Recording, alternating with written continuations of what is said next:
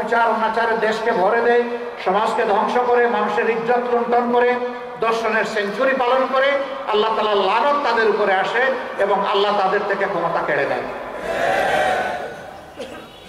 ক্ষমতা কারো ইজ্জতের বাহন হতে পারে না। ইজ্জতের বাহন হবে আপনার সৎ চরিত্র, আমানতদারিতা, মানবিক মূল্যবোধ। এই জন্য আল্লাহ বলছেন, তুইজ্জু মান তাশাউ ওয়া তুযিল্লু মান তাশাউ বিয়াদিকাল খায়র। সমস্ত কল্যাণ অকল্যাণ, ভালো মন্দ, ইজ্জত বেইজ্জতি সবকিছু আল্লাহর হাতে। ইন্নাকা আলা কুল্লি শাইইন কাদির। সম্মানিত ভাইয়েরা, আমরা ধৈর্য ধরেছি, ধৈর্য আরো ধরব ইনশাআল্লাহ। এই দেশকে আমরা ভালোবাসি, দেশের মানুষকে ভালোবাসি। ওরা তো সব শেষ করে গেছে। উন্নয়নের নামে আমাদের সমস্ত সম্পদ চুরি করে বিদেশে নিয়ে গেছে। ওরা গেছে পরে সম্পদ পাঠাই দিছে আগে। ওরা 2,26,000 কোটি টাকা বাংলাদেশ থেকে চুরি করে নিয়ে গেছে। সরি, 26 লক্ষ কোটি টাকা বাংলাদেশ থেকে চুরি করে নিয়ে গেছে। যদি এটাই তাদের দেশ হতো, তাহলে দেশের টাকা কেউ কি বিদেশে চুরি করে, পাচার করে পাঠায় না।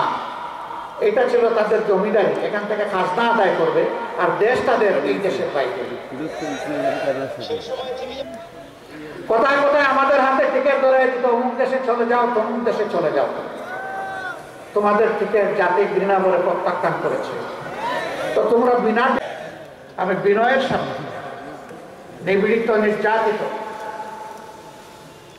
পঙ্গুত্ব বরণ করেছেন, ঘর ছাড়া বাড়ি ছাড়া হয়েছেন, বিভিন্নভাবে কষ্ট ভোগ করেছেন, অসংখ্য মামলায় দফায় দফায় জেলে গিয়েছেন, রিমান্ডে নিয়ে বেইজ্জত করা হয়েছে, কষ্ট দেওয়া হয়েছে। তাদের কাছে হাত জোড় করে বিনয়ের সাথে অনুরোধ করব, এমন কোনো হঠকারী কাজ কালাম আমরা যেন কেউ না করি যার কারণে আমাদের জাতীয় ঐক্য নষ্ট হয়। আমরা যেন কেউ চুরি চামারি না করি, চাঁদাবাজি না করি, দখল বাণিজ্য না করি, ঘুষের ভাগ না বসাই, মামলা বাণিজ্য না করি, এবং ফ্যাসিজম ফিরে আসে, ফ্যাসিস্টকে আমরা যেন কোনো ধরনের আশ্রয় প্রশ্রয় না। তাদের 10 বা 13 জনের নাম উল্লেখ করে বলেছিলেন, এদেরকে যেখানে পাওয়া যাবে ওখানেই খুন করা হবে। খুন কখনো মাফ হয় না। আমরা বাংলাদেশে প্রত্যেকটা খুনের বিচার চাই। শুধু আমাদের নেতৃবৃন্দ না, আমাদের কর্মী না, যত মানুষ খুন করা হয়েছে অন্যায়ভাবে সবার বিচার চাই। বৃহত্তর রংপুরবাসী অনেক কারণেই আপনারা গর্বিত, অথচ আপনারা বঞ্চিত। এই রৌমারের গোড়াই বাড়িতে যে যুদ্ধটা আপনারা রাতের অন্ধকারে করে শিক্ষা দিয়েছিলেন, সেই শিক্ষার প্রতিশোধ নেওয়া হয়েছিল বিডিআরের পিলখানায়। কিন্তু আপনাদের গর্বিত ইতিহাস এখনো চকচক করছে। দীর্ঘ 15.5 বছরের ফ্যাসিজমকে বিদায় করতে গিয়ে একটা মানুষ বাংলাদেশের ইতিহাসে নয়, বিশ্বের ইতিহাসে তার সোনালী নামটা লেখা হয়ে গেছে। এই সন্তানটাও বৃহত্তর রংপুরে। এর নাম কি? আবু সাইদ। সে আমাদের এখন বিপ্লবের আইকন, প্রতীক, আমাদের নেতা, আমাদের সিপাহসালার, আমাদের বীর সেনাপতি। তার রাস্তা ধরে এবার যারাই জীবন দিয়েছে, মহান রবের দরবারে দোয়া করি আল্লাহ তাদের সকলকে শহীদ হিসাবে কবুল করুন। যারা পঙ্গু হয়েছে তাদেরকে আমরা যেন গর্বের সাথে সম্মান করতে পারি, শ্রদ্ধার সাথে বুকে ধারণ করতে পারি। শহীদ এবং পঙ্গু সকলের কাছে আমরা কৃতজ্ঞ, কিন্তু এই ঋণ পরিশোধ করার শক্তি এই জাতির নেই।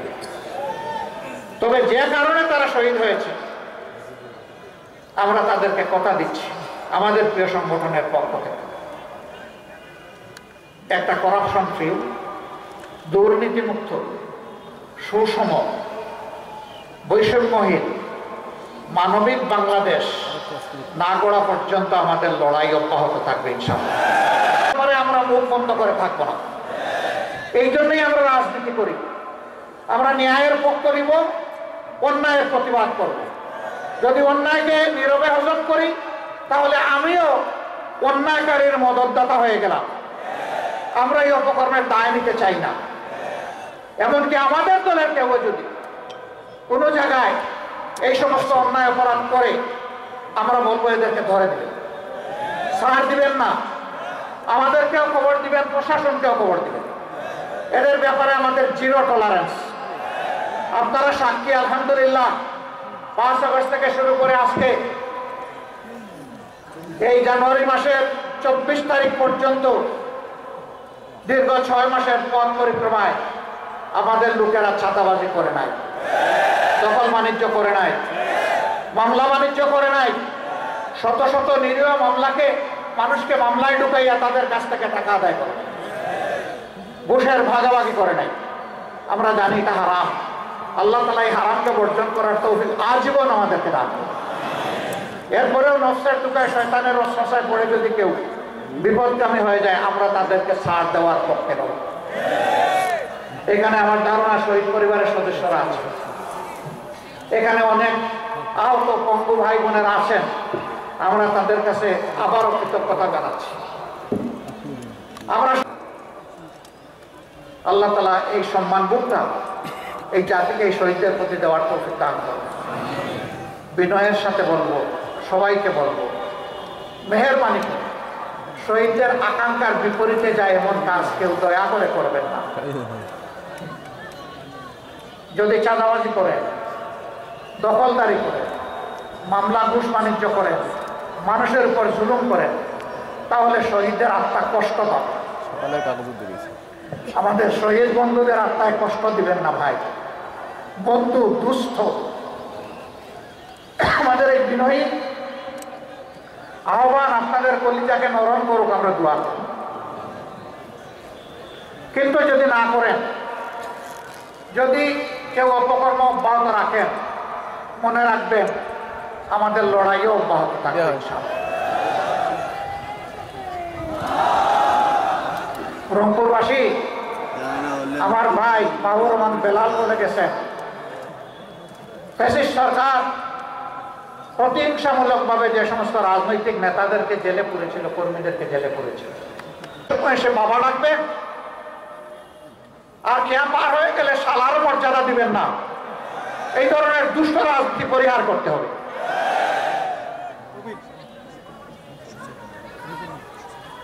এখানে তিস্তা প্রকল্প মহাপরিকল্পনা বাস্তবায়ন হওয়ার কথা।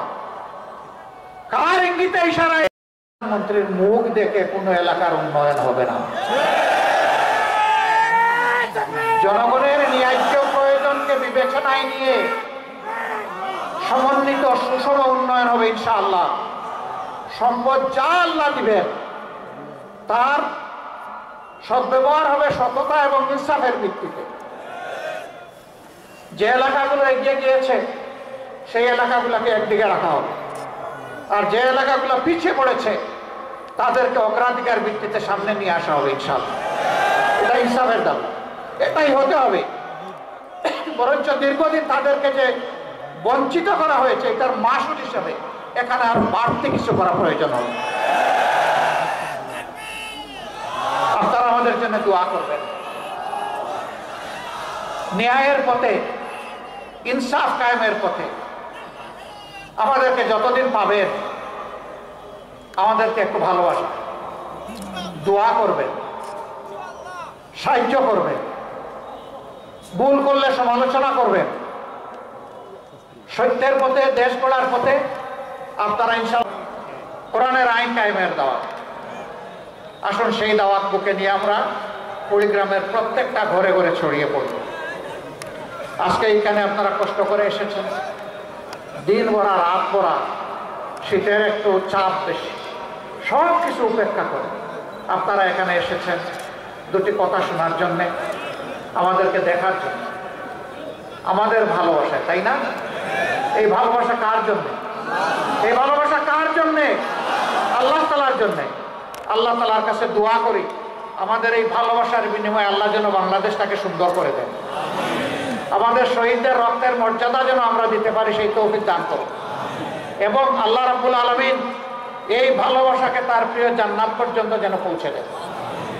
আপনাদের উপর, এই এলাকার উপর আল্লাহ রহম করুন, শান্তির ফয়সালা নাজিল করুন। আল্লাহ রাব্বুল আলামিন আপনাদের সকলকে তাইয়্যিব হায়াত দান করুন। ভাই ভাই হিসাবে দল মত ধর্মের ঊর্ধ্বে উঠে এক হয়ে এক মহানায় এসে সবগুলো হাতকে এক জায়গায় করে এই দেশকে গড়ার তৌফিক আল্লাহ তাআলা আমাদেরকে দান করুন। আল্লাহ হাফেজ। বাংলাদেশ জিন্দাবাদ।